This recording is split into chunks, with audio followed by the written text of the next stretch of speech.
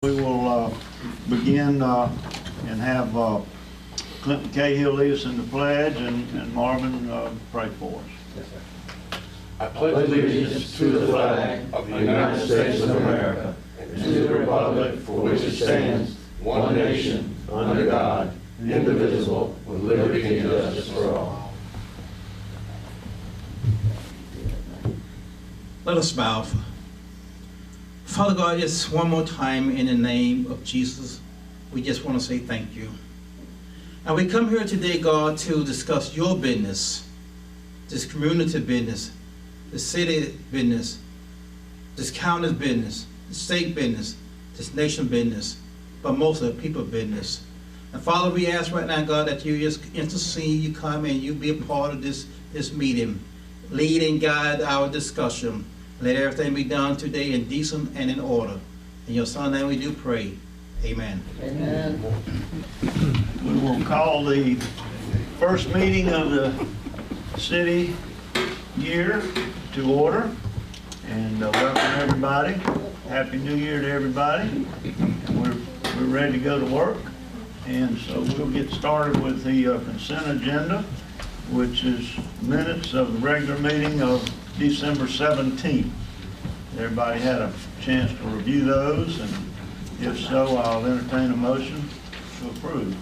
So moved. Okay, here's a motion by Commissioner Ashbrook to approve. Is there a second? Second. Second by Commissioner Hoffman. In discussion, our new city attorney, which I'd like to welcome Clinton McCahill back with us. We're excited to have you and look forward to working with you. So if you would read into the minutes of your disclosure. At the last meeting on December, I don't know if I'm doing that right. On December 17, 2000. Don't feel bad, we all have trouble with it. On December 17, 2019, Commissioner Ashbrook filed Form 8B, a memorandum of voting conflict for county, municipal, and other local public offices. Commissioner Ashbrook had a conflict because he works for David and Patricia Warner, and it was in regards to Ordinance 566 and 567, a large-scale map amendment and a planned unit development. This form will be attached to the last meeting's minutes. Okay. I also have Form 8B for Commissioner Lowry, who also filed it and filled it out on 12/17/2019. He had a conflict with an amendment. I believe it was another small-scale amendment, and because he has a relationship with Ralph Risch, who is the developer. 565, Ordinance 565, and that will also be attached to the minutes. Thank you, sir. Okay, any further discussion? All in favor, aye? Aye. Opposed, same sign. Motion passed 5-0.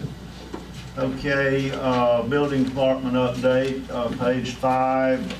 You'll see the quarterly update, cumulative update from October 2019 to January 1, 2020. I'll make note that there were, in that period of time, there were 37 new single-family structure permits issued, so I was impressed with that. Of course, a lot of it is, I'm sure, Windmark, but we do have quite a few in downtown, we'll call it, area. So that was exciting to see. And 30 residential re-roofs, so we're moving along, getting folks put back together, and excited about that. Any comments on the building department update? Okay, and I think Miss Janet will be here the next meeting for the Long-Term Recovery Committee. And PSJRA, Mr. Kennedy was sick. We were not able to have that meeting today. Unless Commissioner Ashbrook had any updates you'd like to. Workshop next Tuesday at noon. Okay, workshop next Tuesday at noon. Okay, we're down to Mr. City Attorney, Ordinance 565. Yes, Mayor, we're here today for the second reading and consideration of adoption of Ordinance 565, which is a small-scale plan amendment for SRS Land Company, LLC. I need a motion, a second, and a vote for me to to approve the second reading, and then we'll need a vote to approve. Okay, entertain a motion to have a second reading ordinance 565. So moved. Motion by Commissioner Ashbrook, there's a second. Second. Second by Commissioner Langston. Mr. Mayor, I'm going to abstain from this vote due to the same reason mentioned of business relationship. Thank you, sir. So, motion and a second. Any discussion? Any discussion from the audience on it? All in favor, aye? Aye. Opposed, same sign. Motion passed 4-0 and one abstention.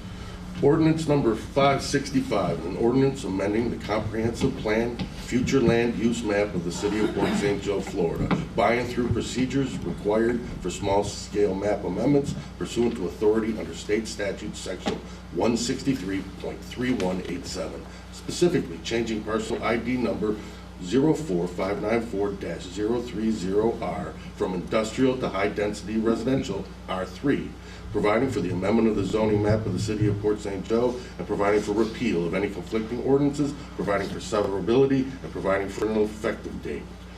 Whereas Section 163.3187 Florida statutes provides for the authority and procedure for the City Commission of Port St. Joe, Florida, to amend its comprehensive plan utilizing procedures applicable to small-scale development. And whereas December 3rd, 2019, the Planning and Development Review Board, sitting as the local planning agency for the city, recommended approval of the small-scale amendment to the comprehensive plan and zoning map of the city. And whereas the City Commission desires to adopt the amendment to the current comprehensive plan to guide and control the future development of the city and to preserve, promote, and protect the public health, safety, and welfare. Now, therefore, it be enacted by the people of the city of Port St. Joe, Florida, Section 1, approval. The City of Port St. Joe Comprehensive Plan, Future Land Use Map, and Zoning Map are hereby amended as set forth on Exhibit A, and are hereby changed from industrial land use to residential R3. The application and all documentation submitted by the applicant in support are hereby incorporated by reference. Section 2, consistency with City of Port St. Joe Comprehensive Plan. The Board of City Commissioners hereby finds and determines that the approval of the amendment is consistent with the goals, objectives, and policies of the City of Port St. Joe Comprehensive Plan as amended. Section 3, enforcement. The city may enforce the ordinance as authorized by law. Section 4, future land use map. Upon the ordinance becoming effective, the City of Port St. Joe future land use map shall be amended to show the property as having a land use of high-density residential R3.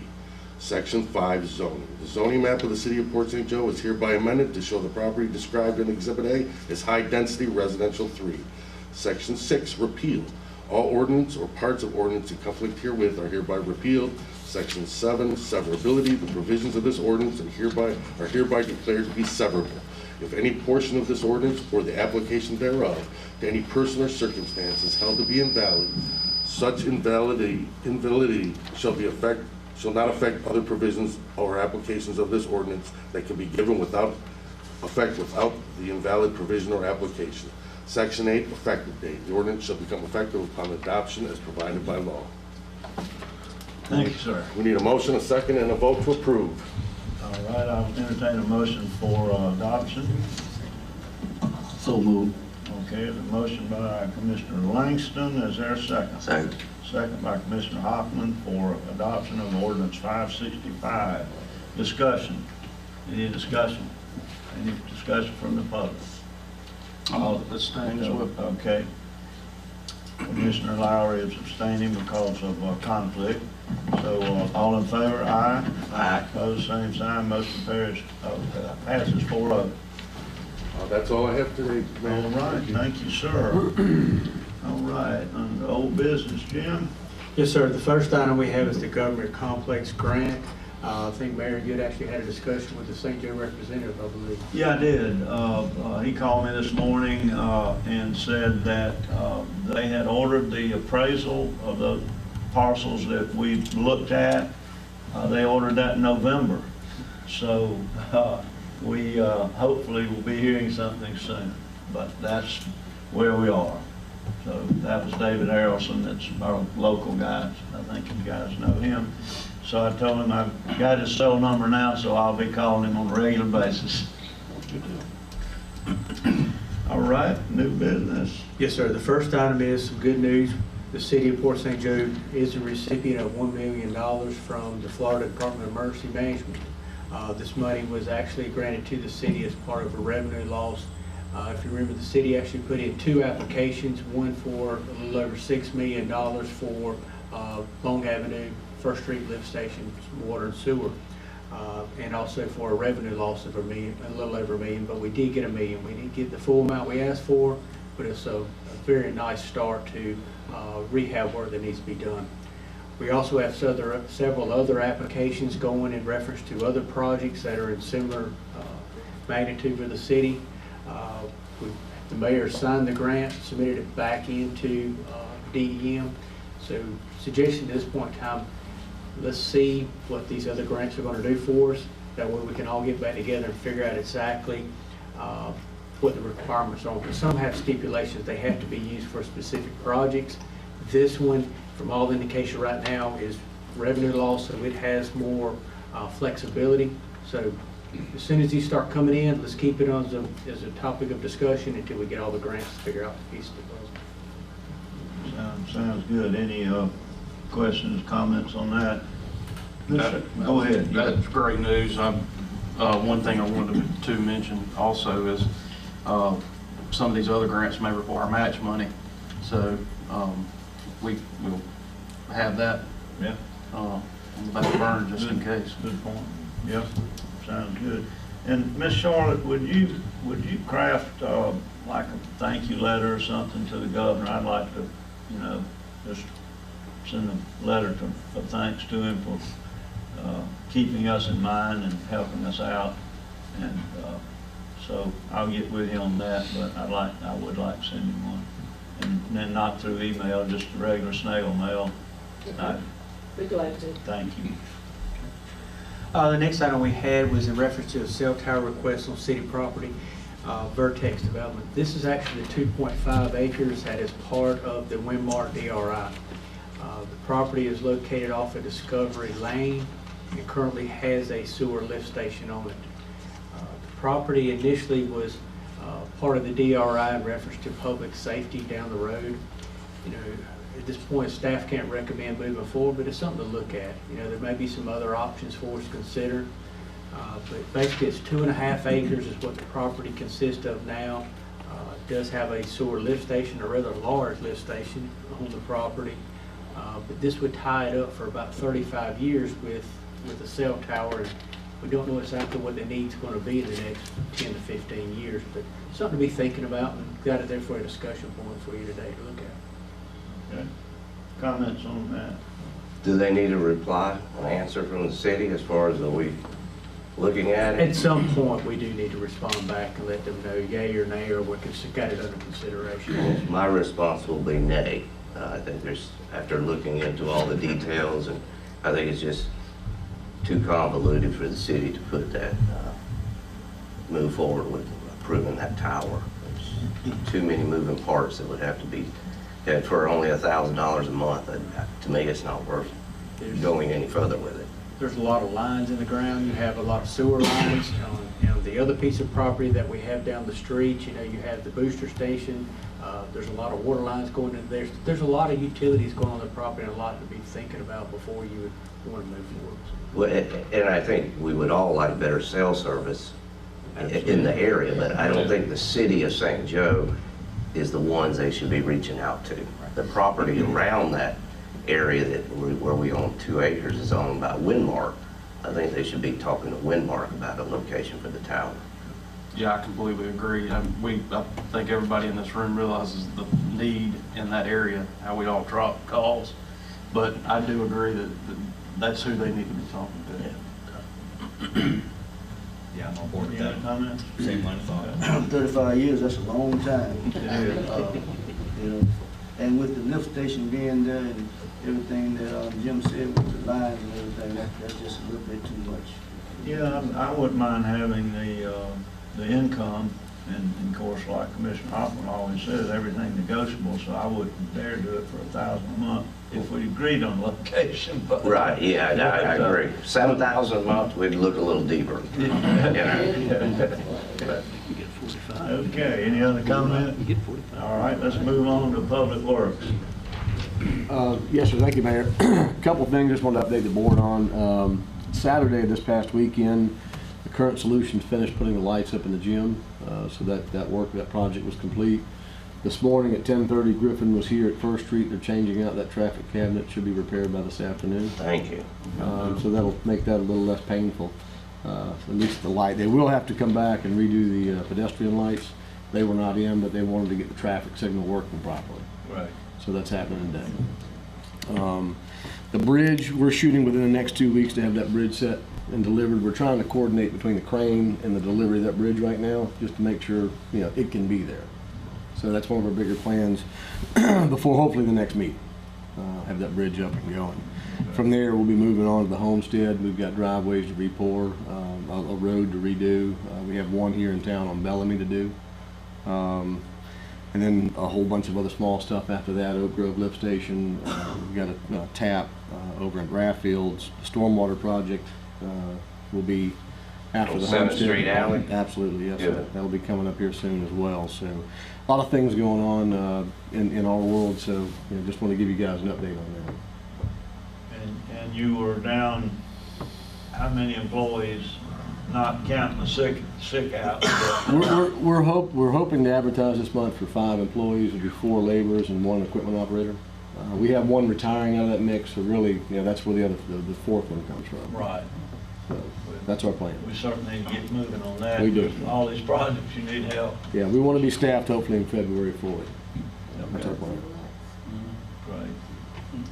Any questions for John?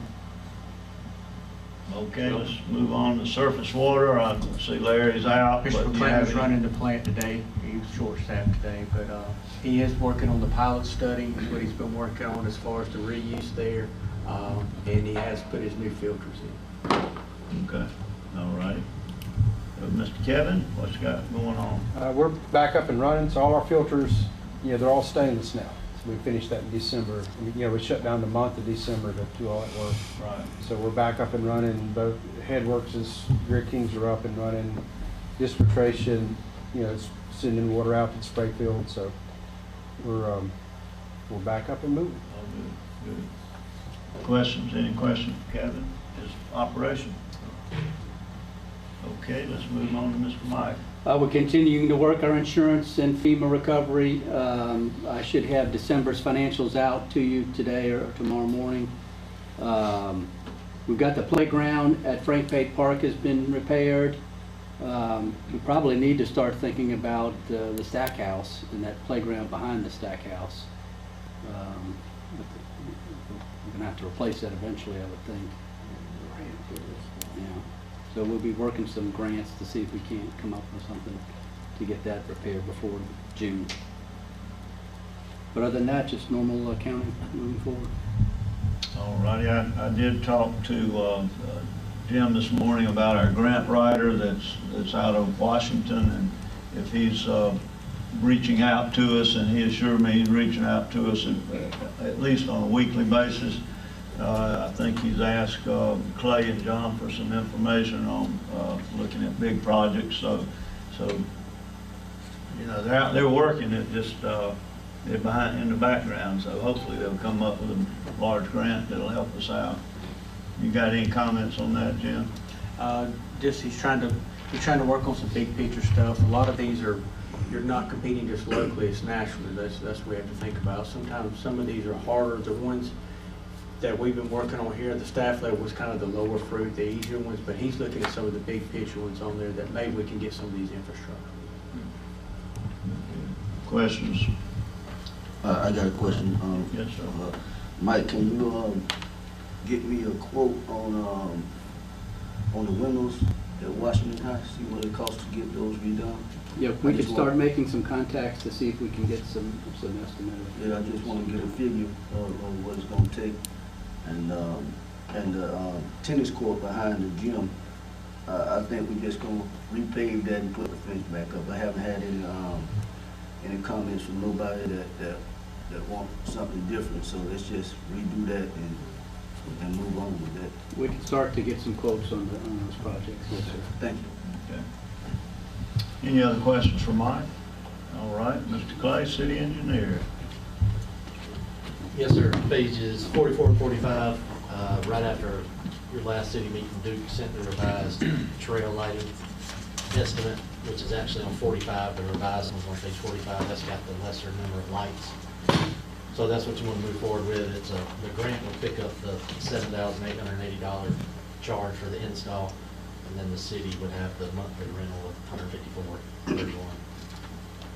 That's what you want to move forward with. I have a question, Mr. Mayor. Yes, sir. What I thought was a mistake, after speaking to Jim, turns out it's not a mistake. Maybe you can explain.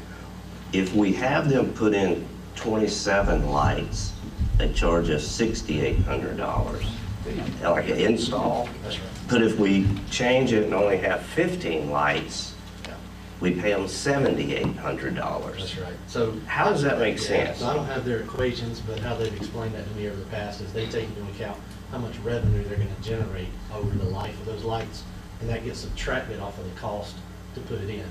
So as you put in more lights, you're going to generate more revenue for them over the life of them. That decreases, that that's a bigger number to subtract off the install cost.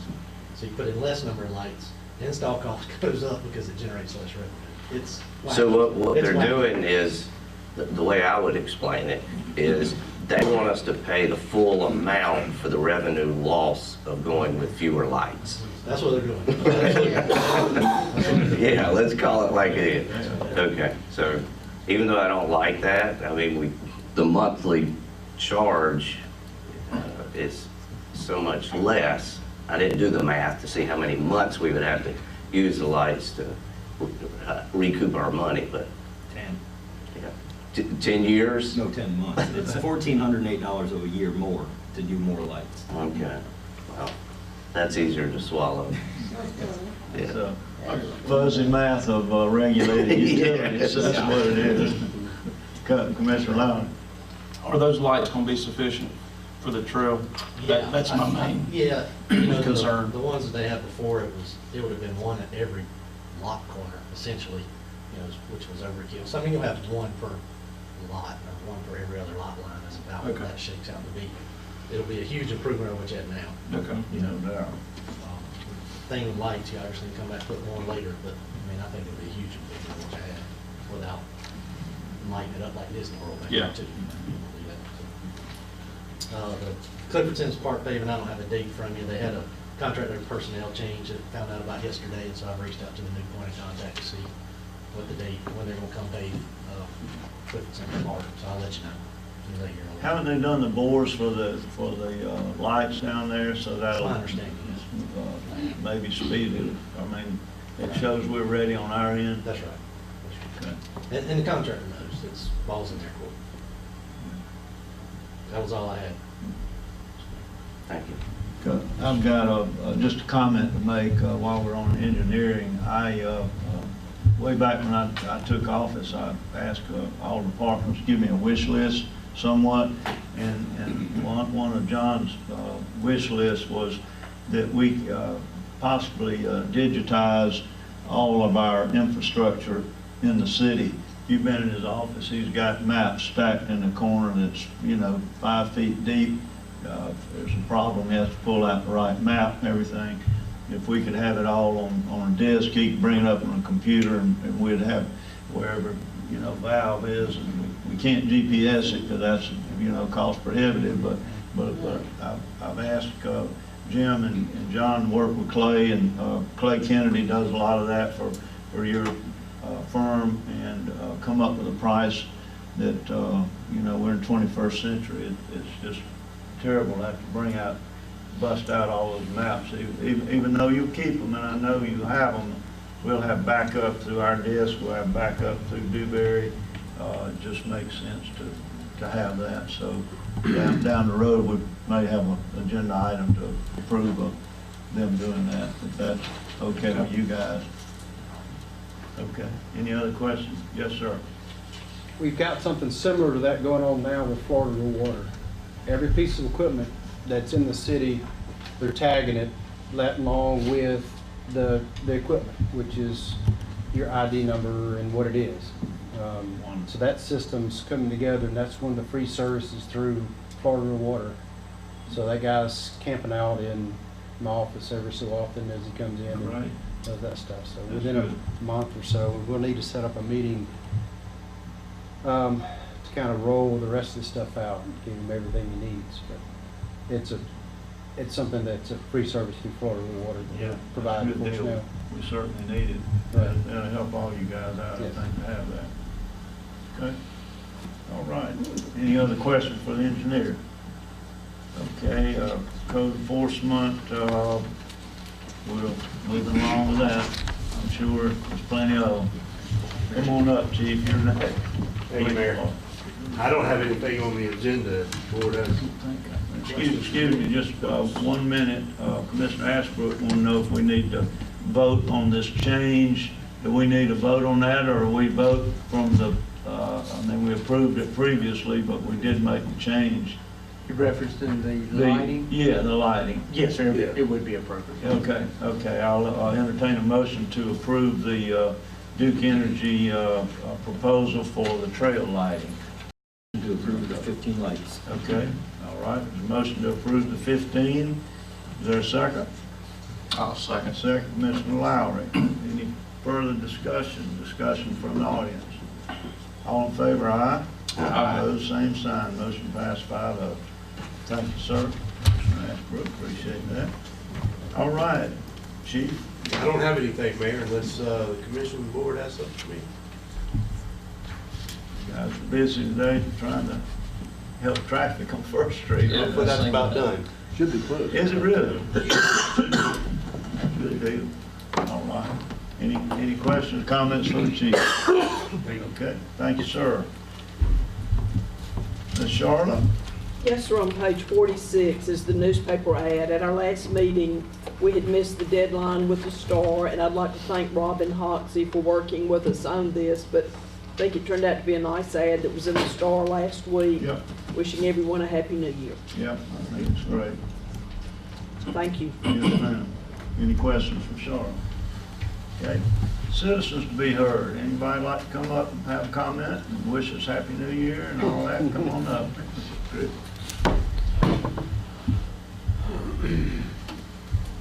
Christy McElroy, Woodward Avenue. Well. Happy 2020, the Thank year of great vision. There we go. I love it. I appreciate you doing the lights for the hiking trail. I think that's fabulous. And I also, Chief didn't talk about it, but he's got, I think, a new gentleman that's on his police force from Douglasville. Yep. And so what I'd like to do is recognize the chief and honoring diversity in the police department and adding some new folks. I think that's really huge. The other thing that I want to mention that also is a thank you to the police department, and I'm going to hand out a picture of this, but Sunday before last, I was driving to dinner and I saw a neighbor, and there was a big dog that was on a logging chain, and he was dragging this chain around, and she was trying to, I could see she was backed up against her door of her home. And I rolled down my window and I asked her, does that dog belong to you? And she said, no, I'm trying to figure out, you know, is he dangerous or not? So I turned my car around and I called dispatch. When I show you the photo of the dog, I think you'll understand why it may have been a little unsettling to someone. He was a huge brindle bulldog, male, relatively young, dragging around a 9-foot logging chain. Because it's Sunday, I did call dispatch, and the woman said to me, no one can come out and do anything about this. Animal control doesn't come in until Monday, and our sheriffs cover the entire county. And by that time, I was standing on the chain of the dog. I didn't want to reach down or anything. He seemed playful, but also sudden moves seemed to bother him. He was probably about 2 years old, thank goodness. So I told the woman, you need to send someone over here, or I'll just call you every 5 minutes until you did. I don't care if it's Sunday. The dog doesn't know it's Sunday at 6 o'clock, and the dog doesn't care. So the chief, of course, Rusty and a couple of the officers were the ones that came over, and they were well received and much appreciated. They had nowhere to put the dog, so myself and the neighbors agreed that we would put the dog with the chain, tether him safely, give him food and water, and we did. Now the thing about this dog was, not only was he big, but he marked a lot. And that's territorial and alpha behavior. Anyone that knows dogs knows that. In fact, he tried to mark me.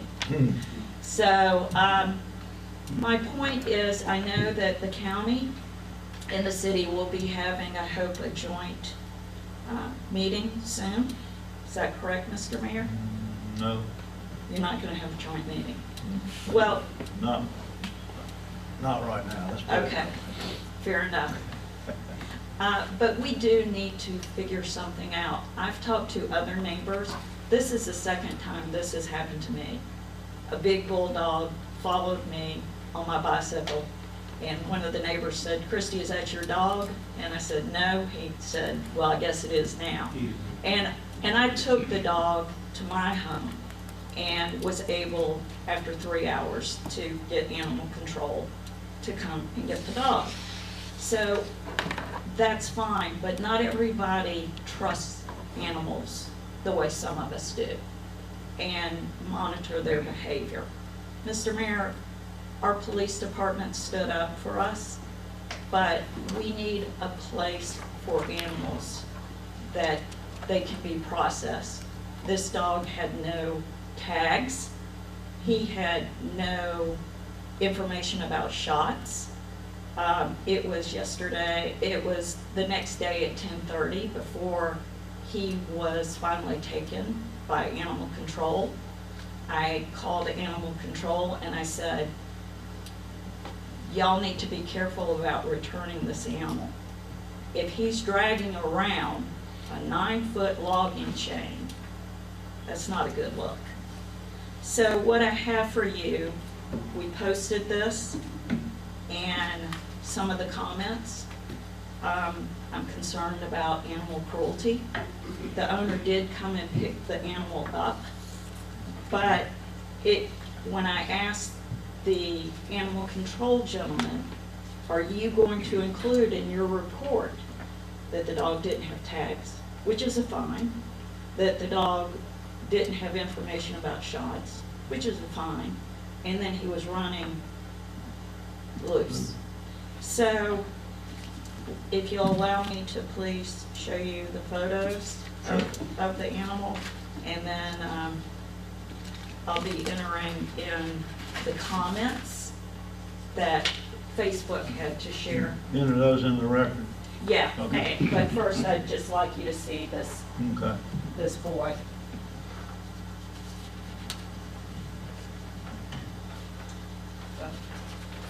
I'm sure. No, that's okay. I've got enough for all of you. I'll give you this one, David. This has the comments. I went ahead and marked out some of the names because, you know, you want to be careful about the conversations. But the conversations were things like, you know, a dog running around that's that big with a logging chain. That shouldn't happen. So I will be entering in those comments. But Mr. Mayor, I think in order to support our police department, we need to figure out a strategy around this. I was talking to someone else who lives in the city today, another woman, and she had a similar experience with the big pit bull. Okay. Thank you, ma'am. I'd like to say something, Mr. Mayor. Go ahead. It's been going on for a while, these dogs running around, I'm talking about packs of dogs. And it's hard to get animal control out, to get these dogs and put them somewhere where they can be safe. I mean, you got 3 or 4 packs running around on the north side probably right now. And I'm just afraid that, you know, someone may get bit or someone may do something to the animal itself, you know. So we really do need to think about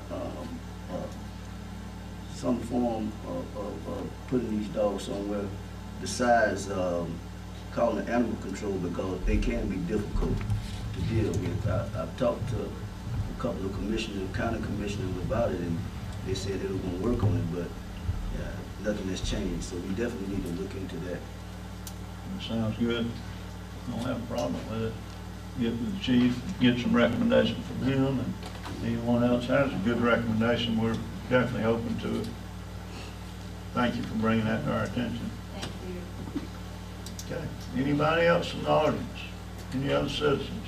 Come right up, sir. State your name and sign in if you would, please.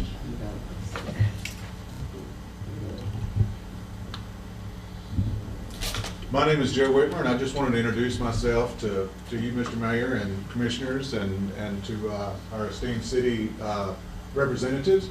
I am currently the executive director of the chamber, and I just wanted to come up and say hello. And I love the city, and I love everything about this place, and I'm here to work for you guys. So thank you. Joe, can you come back? Yes, sir. Anybody got questions from Joe? Oh, okay. Tell us what you got going on, what's happening. Well, you know, what we're doing with the chamber right now is rebuilding the chamber. We're going to rebuild and rebrand. We've already begun that. We've got a new face on the website. We are working social medias and beginning to help the merchants of the entire county get the word out, especially with snowbirds in town.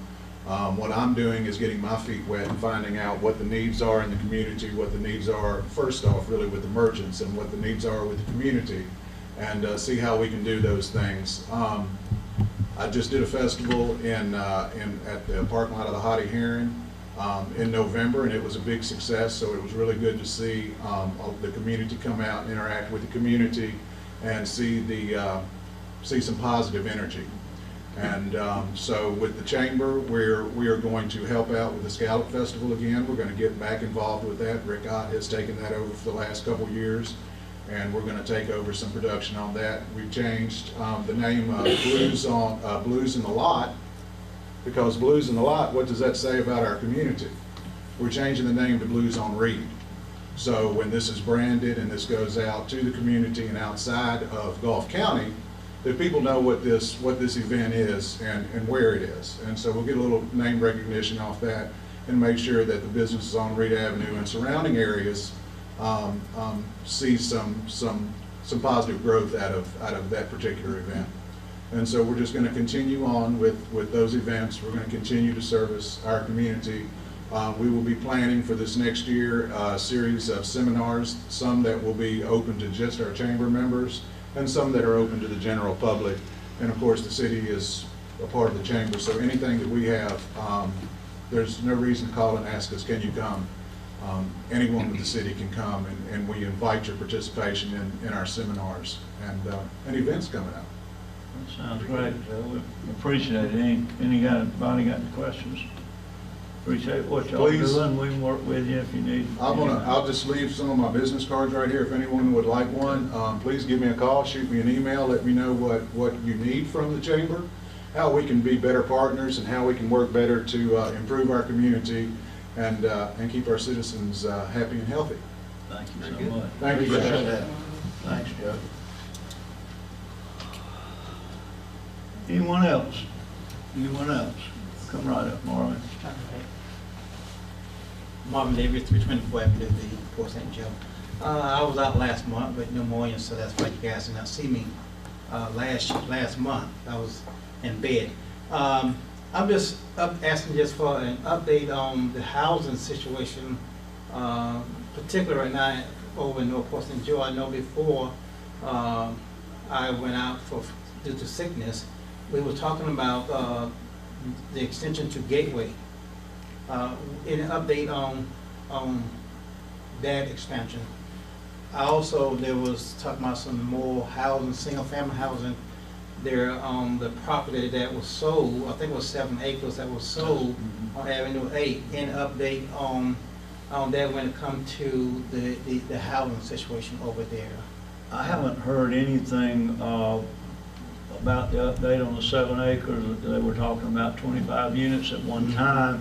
I don't know if the owner did his math and figured out maybe it's not going to work. I don't know. I can find out. I know who the owner is. Okay. I'll ask him what, or ask his real estate agent if she knows anything about that.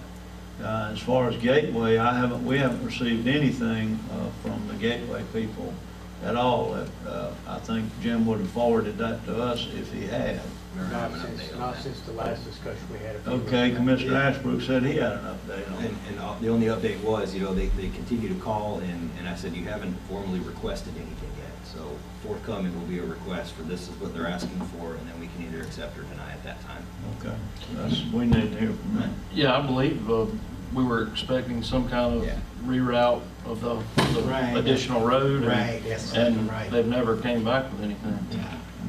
Yeah, because I was gonna say, I think one of the major issues was more than just one entrance way into, and where we're gonna get another entrance way into the area. Right. I think that was a One of the major big concern. sticking points. Yeah, one of the major concern. Yeah. So I just wanna make sure that there ain't an update.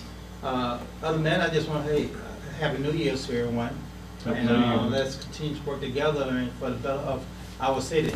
We're gonna do it. Right. And one more thing is, I noticed, and this will code enforcement will come into play, I guess. There's a whole lot of more debris has been piling up over in the area. I know on Avenue A, there's about 2 or 3 new piles when I woke up, finally got out of the house. I saw, and I rode over on Avenue G. There's quite a few new piles of debris that is piling up, dumping. People just coming, dumping stuff. Where is code enforcement at on this matter? I think we discussed that at one time about that and keep our city clean. Jim, I have a Marvin's is exactly right. After Christmas, it seems like people got a lot of new furniture and the old stuff got put up by the road, unfortunately.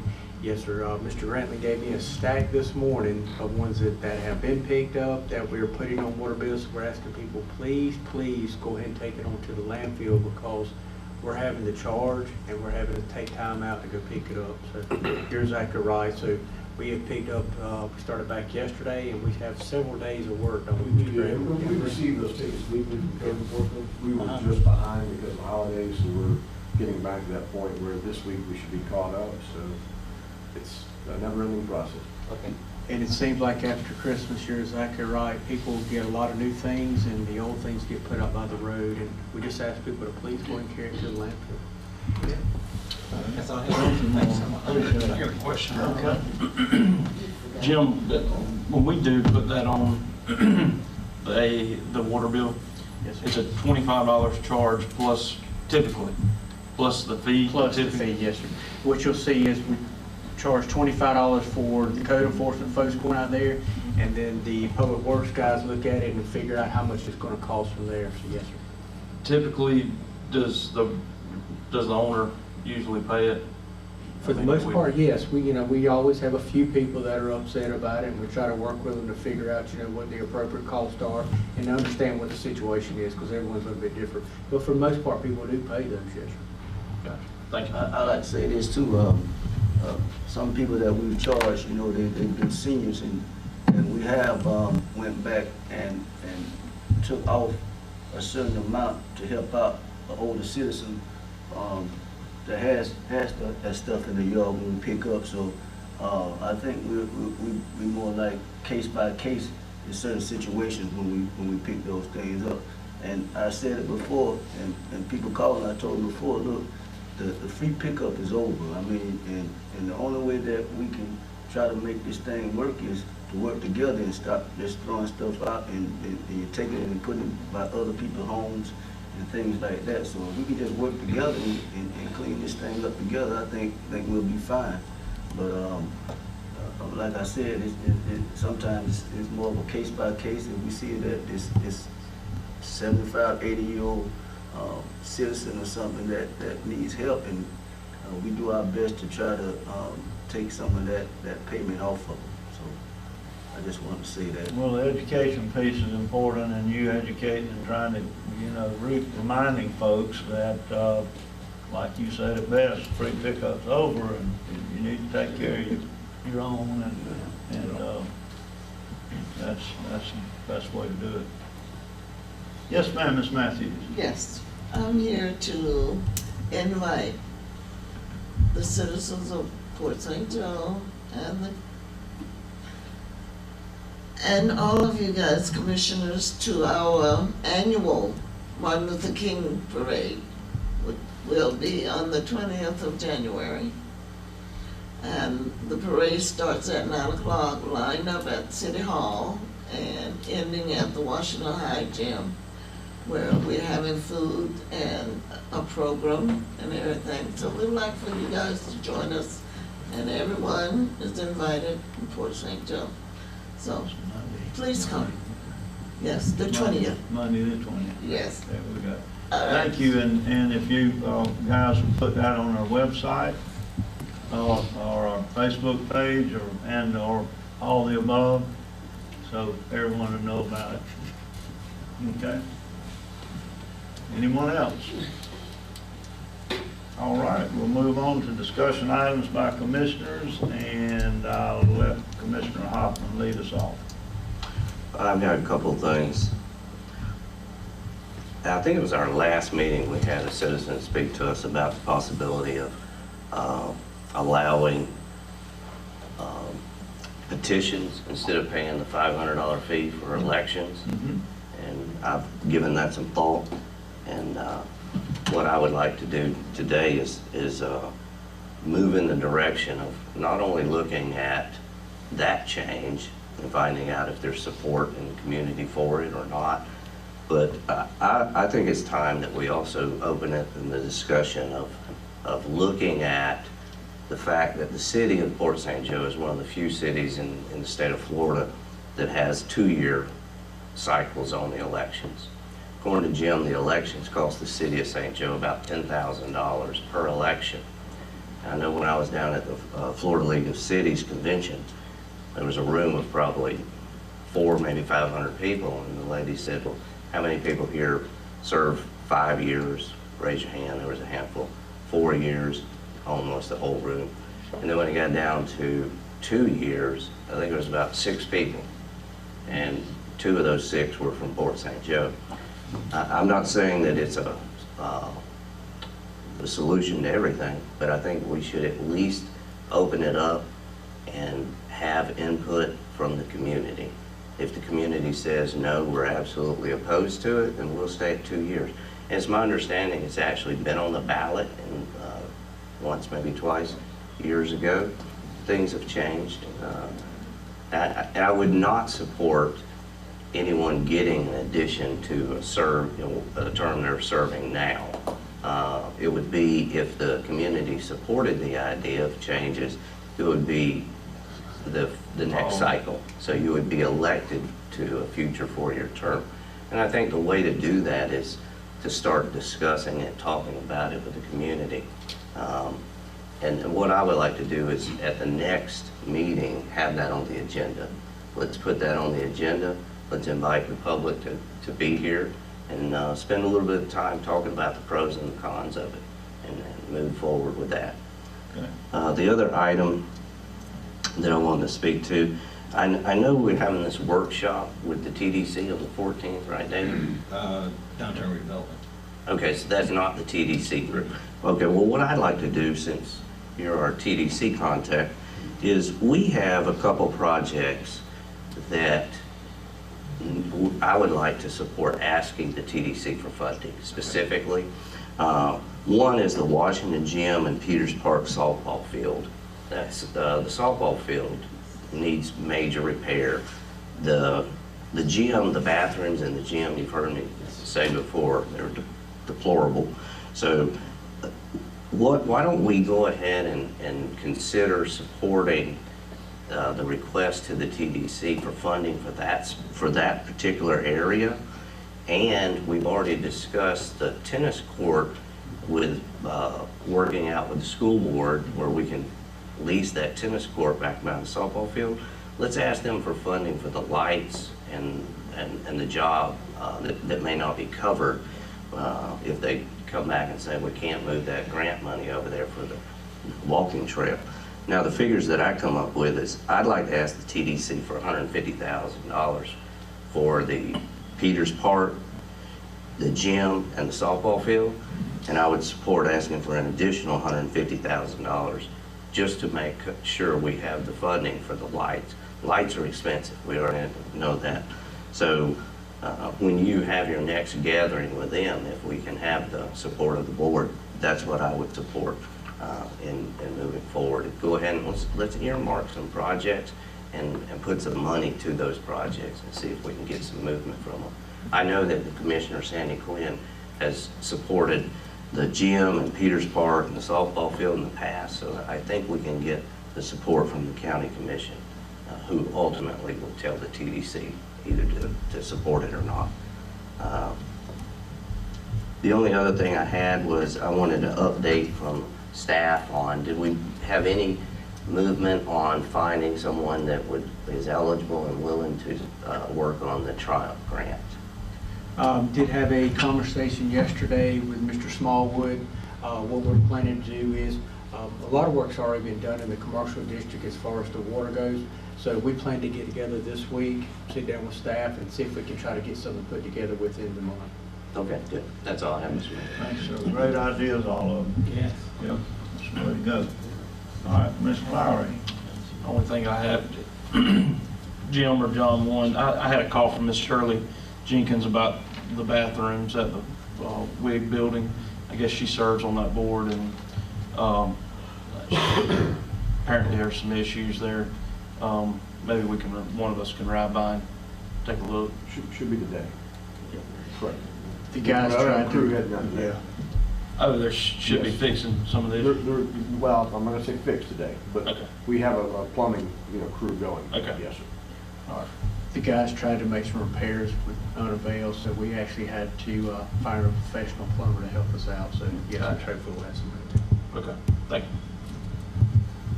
What else? That's it. That's it? All right. Jim, can you look into, I've heard rumor that there's Triumph money that could potentially be available for reimbursing of ad valorem tax and cutting impact fees, where you cut the fees and then Triumph reimburses you for that. Can you look into whether that's a valid statement? And then the other thing that I was approached about this week is trash times. I hate to bring trash up again, but cans banging at 4 o'clock in the morning, I'm starting to get phone calls about that. Can we talk to, I mean, I don't know whether it's possible or not, but in these residential areas, maybe starting a little later in the day, to see if that's a possibility. I think our contract, if I'm not mistaken, is 5, I believe. I'll double check the contract. And other than that, I hope everyone has a prosperous new year. Very good. That it? Yes, sir. Mr. Langston? I got a couple of things. First of all, I'd like to look into the railroad tracks, putting some exempt signs there because we don't have any trains running right now, and I think it'd be good for us to put some exempt signs on 71, and I think it's 2 on 71 and 1 on Avenue A. We always can remove them when if anything starts to trains come back or anything, but we have the buses have to stop there, and all transportation vehicles have to stop. So if we can look into putting exempt signs by the railroads, and also the traffic area right there at McDonald's going west. They turning in right there at McDonald's, and it's been several times where people almost had some bad accidents right there. Is there any way that we can put some type of barriers there to stop them from turning into that McDonald's? It's going to be a bad accident there one day. instead of them turning at the light, they'll keep going right past the McDonald's and try to turn in right there. Across the double line. Yeah, right across the double line. The mayor's done all the research on that. Same thing happened at Hungry Howie's, yeah, but it's a tighter turn at Hungry Howie's. The lights, 50 feet from the turn. And we had those pole bollard type things up there at one time, and we took them down for some reason, or they kept getting knocked down, and we talked about that. And Chief, you want to comment on that, or? I'll comment. Or just solve the issue. Build a wall. Build a wall. Build a wall. We need something there. I mean, so an officer could sit there and write as many tickets as he wanted every day. And, we had the delineators when you guys first hired me, and I think John probably knows more about this than me. The problem was when they would get run over, knocked down, or tore up, they were an eyesore, and until DOT would come fix them, am I right? That's the way they were. I mean, if DOT would put something like that up and just allow John to replace them as needed. Or the police department. Or the police department. Or if we get them back, or the police department. We'll put 2 in everybody's trunk. Yeah. We need something. So our step is to request it from DOT first. Yes. And they'll charge us for it, or will they do it? There was a price I thought there last time. What did they tell us last time? Let me just say this, and this is in past conversations with what is now Paroleal, I think that's their new name, or Faribault, I'm not sure the enunciation, but they're not a fan of them. DOT's not a fan, but I think if we asked, push come to shove, I think we can get our local contact to probably put something up there. How long they'll leave, it's a different story. I mean, it could be 3 months and they keep getting knocked down, they may just pull them again. Because they're in the same boat most of us are in. They don't want to have to keep sending someone out to re-glue the delineators back on the highway, which is what happened the last time. But I think they would, if that's something the board wants us to ask for, to see if we can put a few up there just to deter that. How long did they last time? Depends how fast they were hit. They were there. Some lasted a long time, some didn't. Well, I think it's a good idea, one, to write a letter to DOT and express our concern and say, look, this is your road. We have a violation here, but we're really more concerned with the safety. Because we're gonna have, if you don't do anything and then you do have a serious accident, it's gonna be on the city, partially. We found that out from a lawsuit not long ago, so. The police department would support, and the wall is a little extreme, anything that would prevent people. We talked about a raised curb at one time. I mean, then you got people tearing up their cars if they drive across it, but we would support something there to keep people from turning, because there's going to be, and we stop people daily. They're turning out of the McDonald's parking lot and the pig parking lot to the left too. That's illegal. Yeah, I mean, it's all the time. And there's no left turn sign. I know. But there's a lot of people, I think it's fair to say, that just don't really know that you can't turn left into McDonald's across the double line. Yeah, I think it's fair to say too, because I was told this by someone who's not in this room, that I grew up here, I live here. You can stop people from Georgia for that, but I can turn left in. I'm from here. So I think a lot of people just think it's easier than negotiating the light too. So the police department, we would support. Matt, how about Matt and I get with Robiel and bring something back to the board next meeting? That'd be great. I'm glad you brought that up, Mr. Langston. Yeah, I was driving the school bus, and I was going through the green light, and all of a sudden someone just stopped, and I had to slam on brakes. Mm-hmm. So I know it's going to happen sooner or later. If we don't do anything about it, it's going to happen sooner or later. So if we can get that stuff together and get it back to the board, we need to move forward with that. Same thing, John, if y'all working on it, the Hungry Howie's spot, both spots. Okay. And one more thing, I hate to complain about this BCC pickup, the yard debris. I've had several complaints saying that they're not picking it all up and they're leaving half of it there and digging holes in people's yards. I don't know what we do about that. Maybe Jim just say something to them and let them know that, they need to pick everything up once we're charging them for it. So they need to try to pick everything up and they have to get out and rake the rest of it up and throw it back like we used to do. That's what they need to do. And, learn how to use that thing when you pick the trash up with and stop digging holes in people's yards. I had several people come to my house Sunday, telling me about that, so we need to take care of that. That's it, Mr. Mayor. Very good. If I get any complaints about BCC, it's about yard waste pickup. That's just about all I get. Not a lot of them, but if somebody complains, it's usually about that situation. And matter of fact, I saw the owner last night, and I told him that most of our complaints were about that. And what he's going to do about it, I don't know. But anyway, so all right, moving on. The only item I've got is a broken record that community support wants us to have the police station back downtown. We had the entire inside sprayed for mold. We got a clean bill of health in there. I want us to move forward to get our city hall back the way it was pre-storm. The police can have, brand new floors, walls, brand new desk, everything. It will be nice for them. Everybody likes something new. I would hope that they would embrace that. But a new city complex and police department is going to be a long time down the road.